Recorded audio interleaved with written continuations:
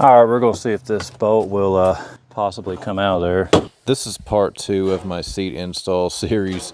Be sure to check out part 1 for the removal of the seat, but now the fun really begins. Thank you for watching, and remember to like and subscribe. All right, we're really close. I just need to grind a little bit more material off and just keep hacking away at it, boys. Boy, that's a difficult spot. It's really hard to get in there. I'm trying to remove that piece that is above where I'm grinding that is held in with 4 rivets. There's a bolt that runs through it that holds the seat in place, and I broke off the head of the bolt trying to loosen up the bolt. I don't know if that's enough, but we'll give it another whack up top.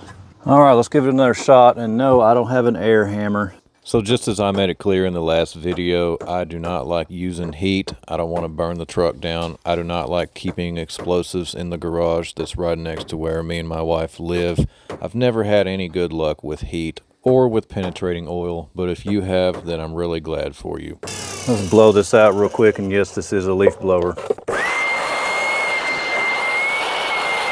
A lot of people are about to be really proud of me. Look at this, putting some penetrating oil in here, because you never know. You just never know, do you? Why?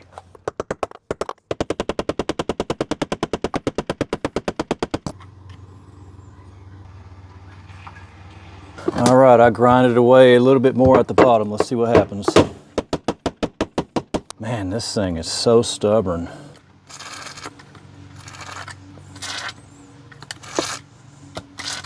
What a pain. Let's try to hit it from the bottom. Can't get much of a whack on it. Well, it's not moving at all, and I'm to the point to where I'm denting the floor now, so yeah. All right, we have exhausted all of our options. Old PB blaster did not work. I pretty much knew that. This little kit, which was supposed to tap and drill it out, that didn't work. So we're just gonna have to cut the piece on the bottom off and hope that Freightliner has one available. So much fun. Can't see a damn thing in here. Ooh, watch that kick, boys. Okay, that hurt. New blade. Oh boy, we got one. So if you could take this time to go ahead and subscribe to my channel, I would appreciate that. This was a lot of footage I had to edit down, so every subscriber I get helps out my channel. Okay, I ended up pulling back the plastic. Now I can see in there a little better.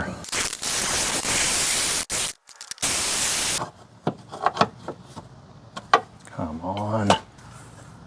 And for anybody wondering about reaching that other side, I would have to take off that entire fender to reach that because it's really tight over there. I can't even see anything over there without putting a mirror on that side. I was hoping that the rivets over there would just break. Would be nice.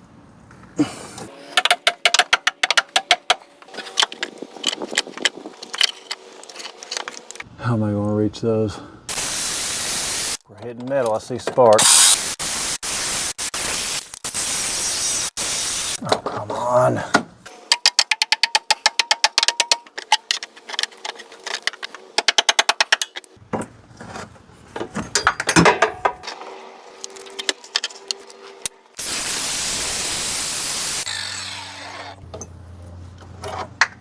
Blow all these metal shavings off.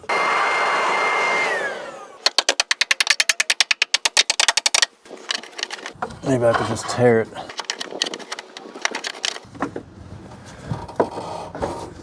Let's see if I can reach that. Nope.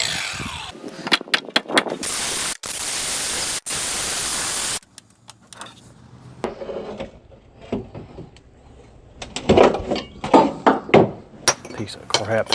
What a nightmare. Still got the other one to do.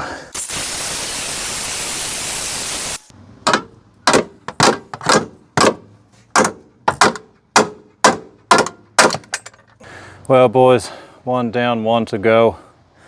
I'm gonna go down to Freightliner, see if they have that part. This is something you don't want to call Freightliner on because they're probably gonna give you the wrong part. You want to go down there in person and look at the little diagram on the computer with them, even bring what's left of my piece or take a picture of the other one because it's still intact. So basically I need one piece exactly like that. I'm going to go ahead and snap a picture of that. And then I need one piece exactly like this. Well, y'all, I'm at Freightliner and they did not have those parts in stock, and they don't even know if they can get them to the dealership.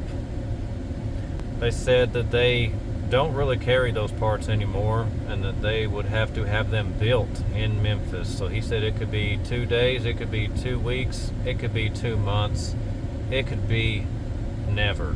And believe it or not, $200 for that crap. So I went ahead and paid for it, but I'm most likely going to be getting a refund because I'm not waiting. I'm just going to go ahead and build the brackets. The inside one is going to be pretty easy. The outside one's going to suck, but we'll figure it out, boys. We are back. Time to get back to the grind. Felt like that was a waste of a trip to Freightliner. I hope this one comes out easier. And for anybody saying I should just drill new holes in the floor and mount the seat to those, I don't want to do that because the flooring in this truck is extremely thin and I want wherever I'm mounting my seat to be very strong. All right, let's see if this one comes out. And of course, it's not wanting to. So this back one is the same as the front, and it has a sleeve that goes all the way down. That's why these bolts are getting seized up. It's a terrible design. Well, boys, this is a first for me and a big I told you so moment for a lot of people in the comments. I used some heat and some PB blaster for a long time, and the bolt loosened up. The thing that sucks though is I think it dented the floor a little bit from hitting it so much. I mean, it's still hard to move. Come on, old girl, get out of there. Boy, my arm's getting tired. Boy, she ain't coming out without a fight. Come on.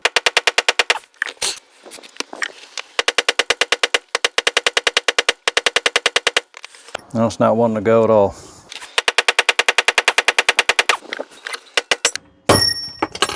Why you gotta do me like this? That's ridiculous.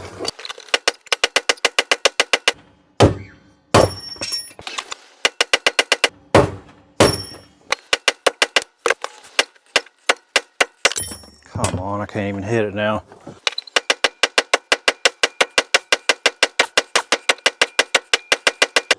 Oh my gosh.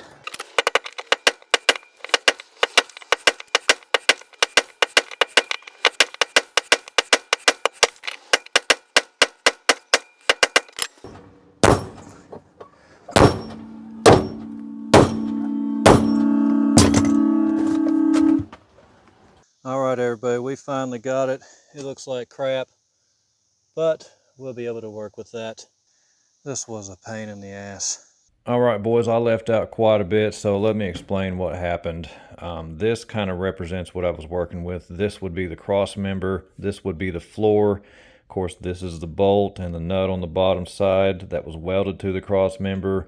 And then this socket here in the center would be the sleeve. Now that sleeve is what the bolt was seized up to. That's why it wouldn't move in either direction. So what I ended up doing was using this hole saw, which completely went around the sleeve and just drilled out everything. Made a huge hole in the cross member and in the floor.